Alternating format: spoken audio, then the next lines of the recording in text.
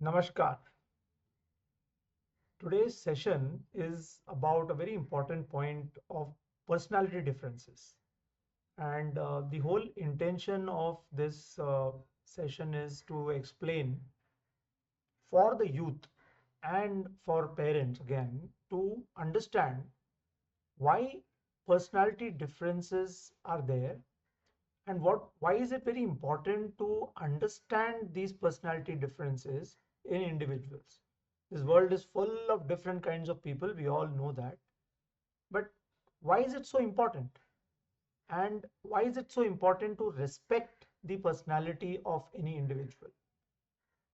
And to make this thing very simple, I am referring to the Bhagavad Gita.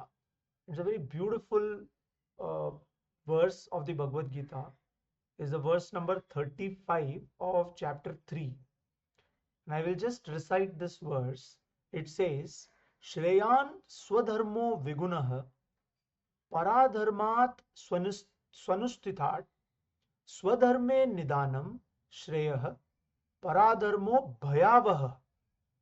What it what this sloka or this verse is trying to say is Shreyan Swadharmo Vigunah. Even if my own dharma, now the dharma word has been used 4 times here, and to understand personality, the word dharma needs to be understood. A lot of times when we are translating the word dharma into English, it is just telling about, doing something right or righteous work, or, morally right. But actually, dharma has got a much deeper meaning than just these things. Of course, these things are true, but there is something more deeper to dharma than just these words. And that word, that deeper aspect is that it talks about personality differences. And here the shloka says, Shreyan Swadharmo Viguna. What it means is, Shreyan is do, Swadharmo is your own dharma, Swadharma, your own dharma. I will come to what is dharma. Viguna, even if it is not very good. Viguna, it is not a good guna, it is not having good value, or it's not very successful, whatever you may call it. Still, you do that as compared to a paradharmat swanustitat. Means even if a paradharma is very successful and very good, do not do that. This is doing your own dharma is better off, is what this sloka says. It says, and further adds on to it. Krishna adds on, Lord Krishna, when he's telling Arjuna, he adds on to it, Swadharme Nidhanam Shreya. It means you continue performing your Swadharma till you die. Because if you do Paradharma, it is very fearful. So he's giving a very negative connotation to Paradharma here. And let us understand the context of that. Because unless we understand the context in which Lord Krishna is telling Arjuna, we may completely misunderstand this whole verse. So very beautifully it comes out in a situation where Arjuna is trying to say that I do not want to fight my own brothers and make widows of people in the kingdom, and why do I unnecessarily need to do battle? So he's got a very noble thought process in his mind running. He says, I don't want to do any war because they are my own brothers, they are my own gurus. Why should I unnecessarily kill someone? So all these thoughts are running in his mind, and he wants to go into the jungle and maybe the mountains and do meditation and become a very sattvic kind of a person. So that is the basic context of the situation here. And if you look at Arjuna, so what Krishna is trying to tell here, and why is he saying this to Arjuna, is that he understands the dharma of Arjuna. When you say dharma, dharma here means the quality. It is not just about doing something right. Yes, that is important, being morally right. So that is one aspect of dharma. But a more important aspect of dharma is an existing quality of a human being, which is where the personality comes into play. Now, this quality, what do you mean by quality? What is the understanding of quality? We are all different. If you notice in our own where we work or in our schools, when we are looking at people around, we'll find people having different inclinations, different ways of behavior. Somebody is very quiet, somebody likes to talk a lot, somebody is very restless, somebody is very focused and sits in one place and does work. So there are different kinds of behaviors and different kinds of natures of people around us. Now, this is something that is again a part of dharma. And when you say swadharma, it means that is an inborn quality that is already there. Now, be very careful when we are saying this. Does it mean that this inborn quality remains constant for the entire life of a human being? May not be. It may change. But at this moment, when we are talking about doing work, it is all about this moment. So when we are talking to youth, when we are doing mentoring, or we are talking to anybody to select anything for their life, it is not about what is going to happen, say 20 years later, nobody knows. But at this moment, respecting that dharma becomes very important, because swadharma is a nature of that person. It is the, and therefore the Bhagavad Gita also says that it is very important to understand your nature. You, a child or a person or a parent, may get attracted saying that this profession has more money, or this profession is very much more lucrative, so get into that.